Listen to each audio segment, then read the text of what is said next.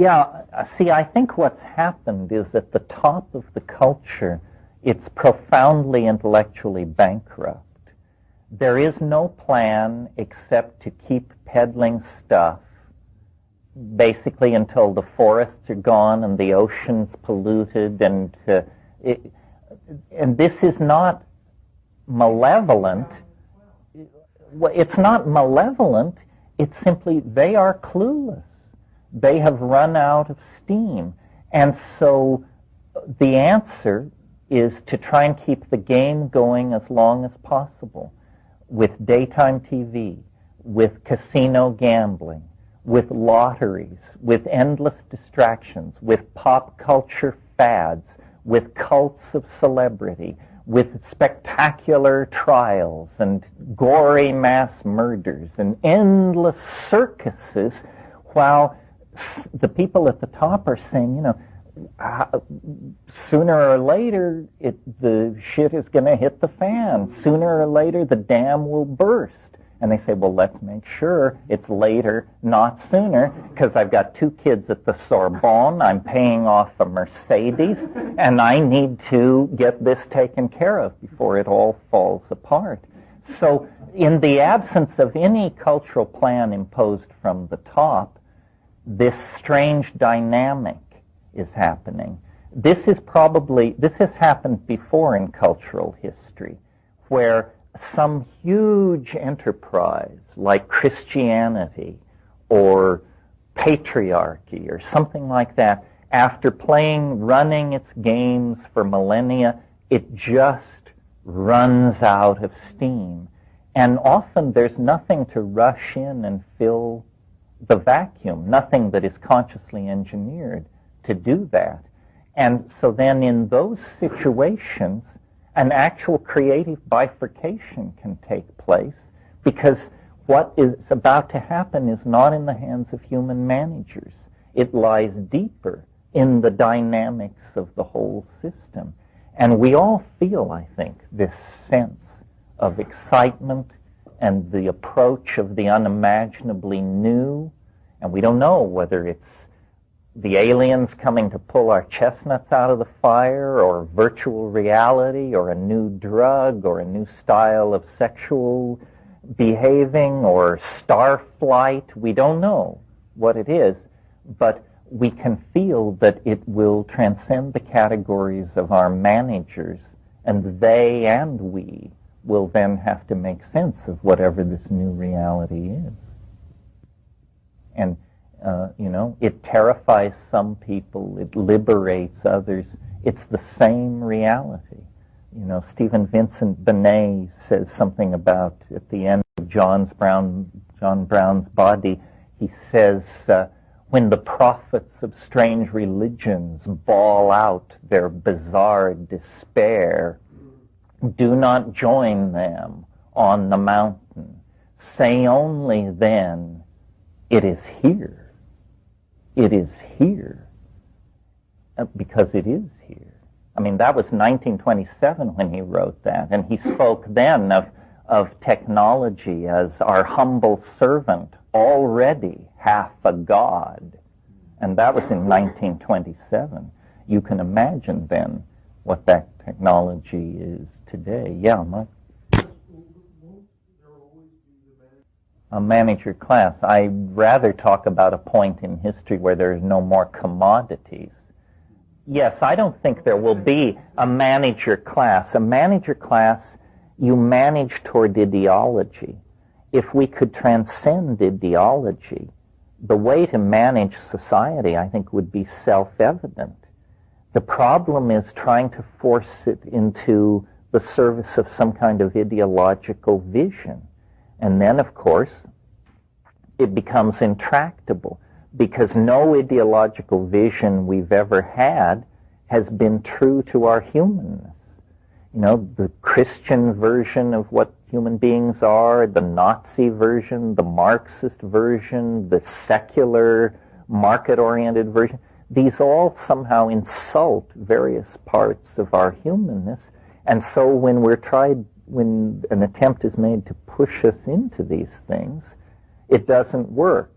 and you get instead war, anxiety, and Q forces swamp the social system. I think the managing of society would be fairly simple in the absence of ideology.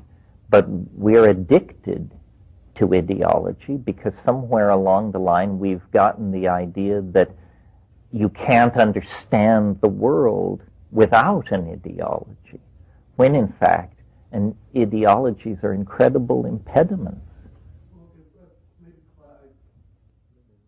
No more bosses. Well, I suppose as long as we are disparate entities, there will be hierarchies of control. That seems obvious. But it seems as though we are playing with the idea that we may not be disparate entities, or that we may be only provisionally disparate entities. You know, we are a peculiar creature, somewhat, and we human beings, as a mass phenomenon, we're somewhat like a slime mold. We have a life cycle where part of our life cycle we appear to be completely separate individuals. But apparently in our, if you view our development over the past few centuries, we're entering into some aggregation phase, triggered by pheromones spread through technology. And we are beginning to create some kind of a superorganism. And the fear of some people is that once inside this superorganism, we will be forced into a permanent status as a sub-level of the hierarchy. In other words, you will have to give up your individuality and you will just become a kind of liver cell or brain cell or something in this organism. But I don't think this is the case. I think we have the unique ability to combine these two modes of existence. This is why we have this notion of society and the private reality of the individual. And probably in the domain of society, there will always be forms of, I don't want to say control, but management of the distribution of commodity.